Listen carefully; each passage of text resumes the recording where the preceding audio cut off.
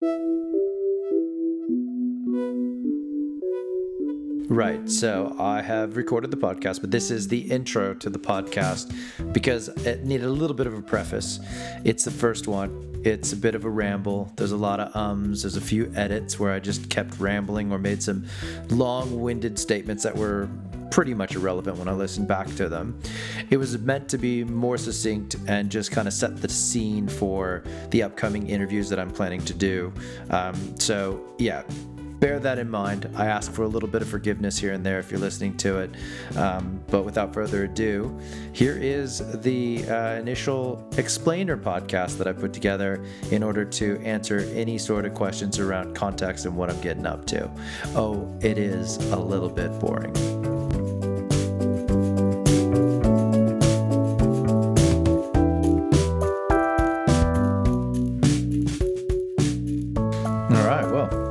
Welcome to what I guess I'm calling a podcast. This is sort of an introductory thing to explain what I'm getting into and to kind of open up, I guess, or set the scene, if you will, for where I'm going with this podcast. The title of it is Unplug Your Self, which is a play on words, but I think we should maybe talk about what I was going to do first, which was unplug your f***ing phone, or self-talk and the impact of you. So because I had these two sort of polarizing titles, I decided to land somewhere in the middle with Unplug Yourself, which is really talking about kind of getting out of your head. It's a play on getting out of your head. Let's just say it's a play on getting out of your head. The theory that I have, and the thing that I keep coming across as a pattern of behavior that I continue to see both in myself and in others, is this sort of internalization or this internal dialogue, the prison that you have or the person you're stuck with, which is yourself, that voice inside your head that continues to move you forward. And, you know, I think in the day and age that we're living in, the highly connected mobile world, I guess the amplification of your negative side may kick in more heavily. It's difficult to maintain constant positivity and without externalizing this stuff, which really is the crux of this whole conversation of podcast is that, you know, you're dealing with only you and that level of, you know, sort of denial that you're doing it the entire time. So my theory is if a person suffers from negative self-talk, if they can identify what that pattern or that continued negative self-talk is and admit that or put it into the open, they're able to, in a way, free themselves or open up the door for a change, right? You know, the admission equals freedom, especially when someone else knows about it. The internalization of this is the continued down cycle of what this is. Now, there's a whole bunch of imposter syndrome going on here for me. I am not some medical educated psychologist. I have no doctorate. But what I have is a bunch of experience in being mindful of others, being very aware of them, being self-aware. And I have a bunch of tools in my toolbox that I use to move forward. Now, I suffer from negative self-talk just like anybody. I have a lot of positive self-talk, but what I do also have is a mechanism or a trigger that I will, you know, kick into gear if I'm finding that I'm falling down, right? That those up and down cycles and getting too low in it. And every once in a while I'll dwell out a little bit there, but I try to bounce back out, right? Just because you have to, right? I've got other people in my life. I can't just sit down there. And I can see how it's a slippery slope. You know, there's a whole history of stuff in my family, you know, where this negative stuff can kick in. But the point being that it's about moving forward and it's about a progression. So based on the theory around negative self-talk and the admission of that to someone, anyone outside of your head will get you freedom, the podcast kind of came to fruition in my head around how do I expose this conversation or this dialogue beyond myself and turn this into conversations with other people around these sorts of things. Now, I thought perhaps the best way to do this would be to talk about the toolbox, you know, into this sort of interview format. Now, the toolbox consists of leveraging emotional intelligence. And we can go back through some, you know, Wikipedia stuff if we want to really talk that out. Engaging in mindset, you know, how does one manage mindset? How do you, develop or have or engage in your self-awareness? How do you take advantage of mindfulness by being present without judgment?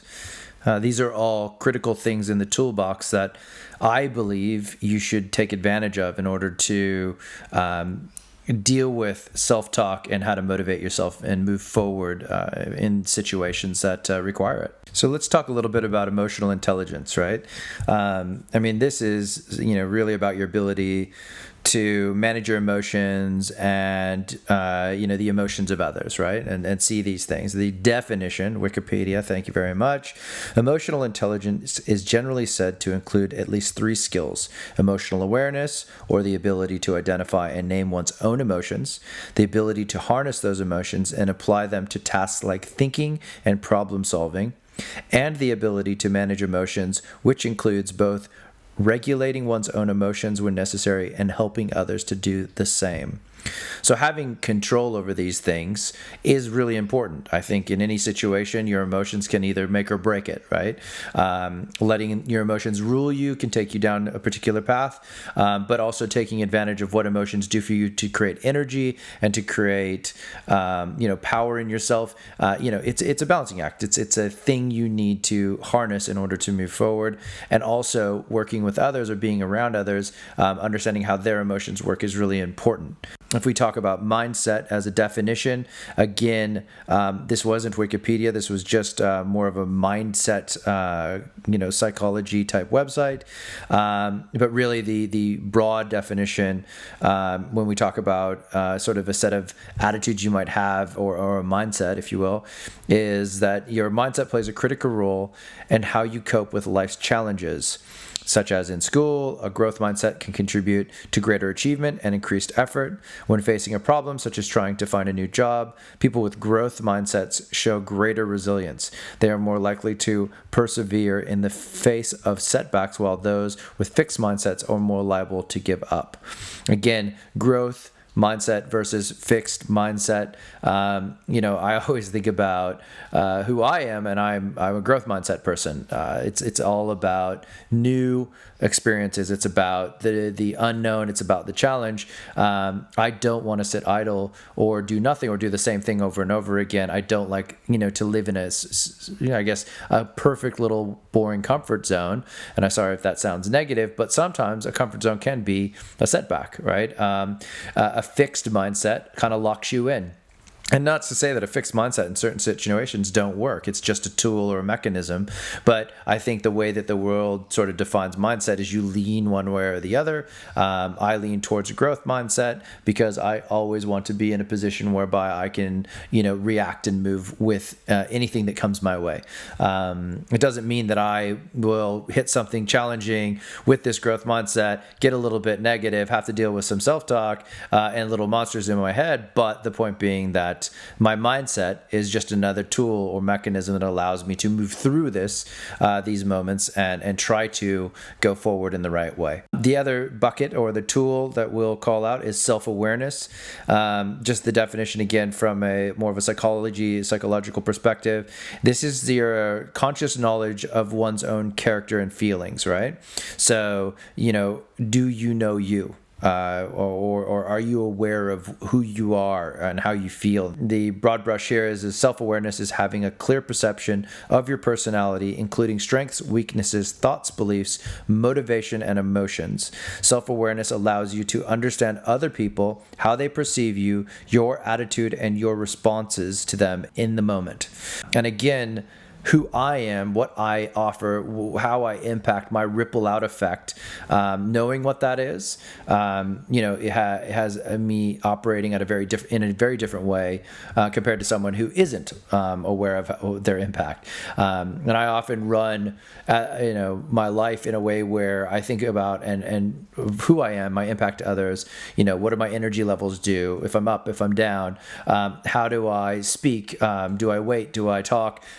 Do I let others get through what they need to get through first in order to have an optimal output? I believe is one more tool in the toolbox around how I can be comfortable with who I am, how I can move forward in my life, and how I can then be engaged with others and move forward with them as well. Because let's face it, at the end of the day, You show up to work and you're with a bunch of strangers for 8+ hours a day. You come home and you're with your family, another group of people you're comfortable with, and then you're walking down the street and you're bumping into people all the time.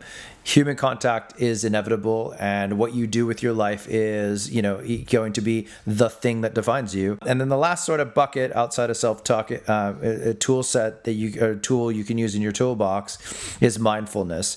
And I've always lived in a world of being very aware of my surroundings, very aware of the world around me, and not so buried away in, I guess, a denial engine or sort of what now is called the endless scroll. I can get stuck in endless scroll in Facebook or Instagram or Reddit primarily, just consuming. But oftentimes now, especially over the last year or so, I'm aware of it, and I don't want to miss the world that's sort of passing me by.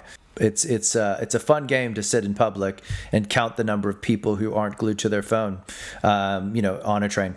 Or if the new one that I often see now is when people are walking their dog, just staring at a phone. These distraction boxes are both good and bad. I'm an advocate for technology and what it does for us.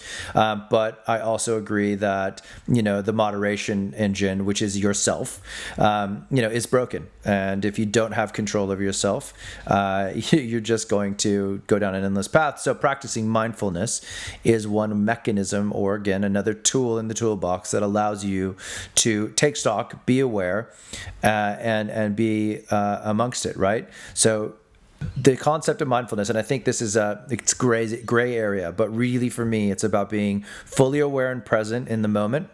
Right? It's not about sitting there necessarily and judging. It's just taking it in. It's not about worrying, sitting there and worrying about the things that you're seeing, that you're taking in. It's tough, but it's a thing, right? And the more you're aware of the world around you, the better you're going to be able to take advantage of, situations for all when it comes to self-awareness, when it comes to your mindset, when it comes to emotional intelligence. And really, if we get to the crux of the matter, which is how this all affects your self-talk, it's important that we, are aware of more things, right? So self-talk, final thing here in the sort of definitions to set up the interviews. This is really just talking to yourself, either, in your head or in a mirror. We're all called crazy at some point, but, how you work with yourself is really what this is about. And I guess the therapy site or the psychologist site would say that, we're all aware of an inner voice and a running monologue throughout our day. And into the evening, and even trying to go to bed. Being cheerful and supportive, or negative and self-defecating, or self-defecating, you just shit yourself. Self-defeating is, is self-talk, right? So really this is this voice combining, the conscious, the things that you're putting in, and the unconscious beliefs and biases, and putting it all together and driving it. So if you talk about beliefs and biases, I'm talking about mindfulness, emotional intelligence, self-awareness, mindset. These are the things that you need to do to broaden yourself out, to be more comfortable with who you are, and to, I guess, in a sort of hokey way, be more positive in the life you're trying to live.